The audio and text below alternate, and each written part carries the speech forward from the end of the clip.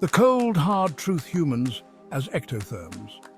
We are warm-blooded creatures, known scientifically as endotherms. Our bodies maintain a steady internal temperature, typically around 98.6 degrees Fahrenheit, regardless of the environment. But what if we were cold-blooded, like lizards or snakes? These creatures, known as ectotherms, rely on external heat sources.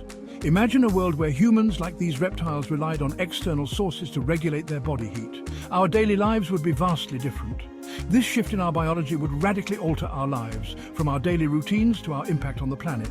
Our energy consumption and environmental footprint would change dramatically. Being cold-blooded or ectothermic means lacking an internal mechanism to generate body heat. Instead, we would depend on the sun and other heat sources. Ectotherms depend on their surroundings to warm up or cool down. They move between sun and shade to regulate their body temperature. Picture a lizard basking in the sun. It's absorbing heat to reach its optimal temperature. This behavior is crucial for their survival. Now, envision humans doing the same. We would need to find sunny spots to warm up and stay active. We'd start our days by sunbathing, our bodies sluggish until the sun's rays warmed us. Morning routines would revolve around finding sunlight. Our activities, from work to exercise, would revolve around the temperature. Office buildings and gyms would need to be designed with ample sunlight. Outdoor pursuits would be dictated by the seasons. Winter would be a time of inactivity, while summer would be our most active period. This concept, while strange, allows us to explore the fascinating world of cold-blooded animals and understand how our own biology shapes our lives. It also highlights the incredible adaptability of life on Earth. Metabolic makeover, the science of cold-bloodedness. Our internal furnace, our metabolism, is the engine that keeps us warm-blooded. It burns fuel like food to generate heat, maintaining a constant internal temperature. Cold-blooded animals have a much slower metabolism. They require less energy and therefore less food. If humans were cold-blooded, our metabolic demands would plummet. We'd need to eat far less, potentially ending world hunger. Food production would change drastically, requiring fewer resources. Imagine the implications for agriculture. Vast fields of crops could be repurposed. Livestock farming would be almost non-existent. The environmental impact of food production would shrink dramatically. However, this metabolic shift would come at a cost. Our energy levels would be lower, our movements would be slower, resembling the languid grace of a sunbathing lizard. We'd be less capable of sudden bursts of energy. Sun seekers and energy savers, life as a cold-blooded human. Picture waking up on a chilly morning. Instead of a hot shower, you'd need a sun lamp or a heated pad to get going. Outdoor activities would be dictated by the weather forecast. Construction workers might wear temperature-regulating suits. Athletes would become masters of conserving energy. Our homes and cities would need redesigning. Imagine houses with large, south-facing windows to maximize solar gain.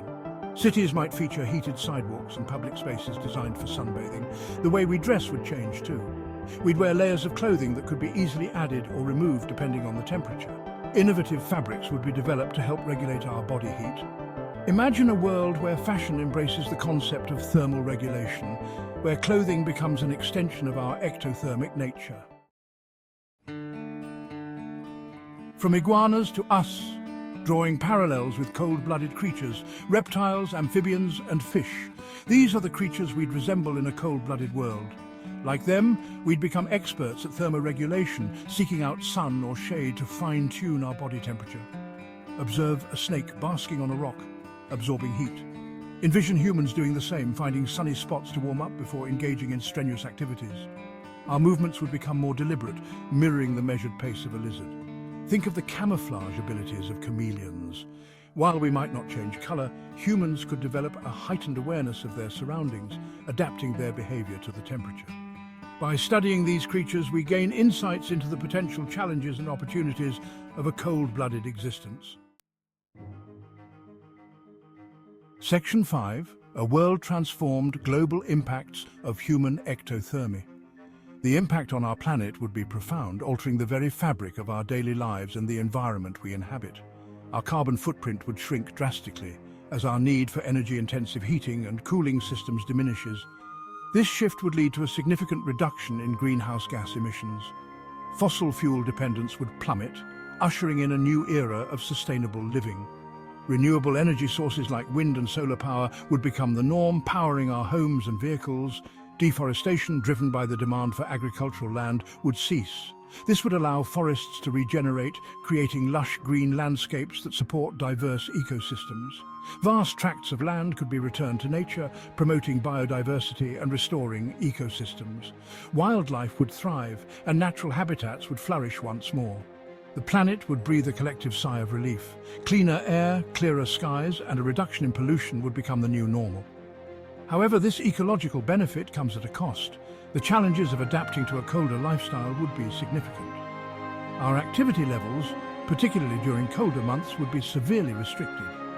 Outdoor activities would decline and people would spend more time indoors.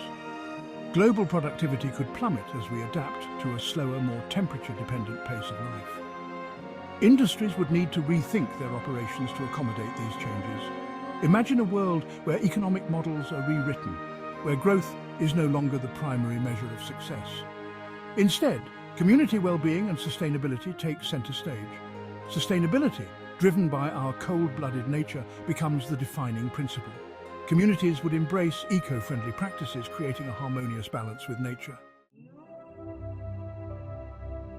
Section 6. The upside of cold blood advantages in a changing world.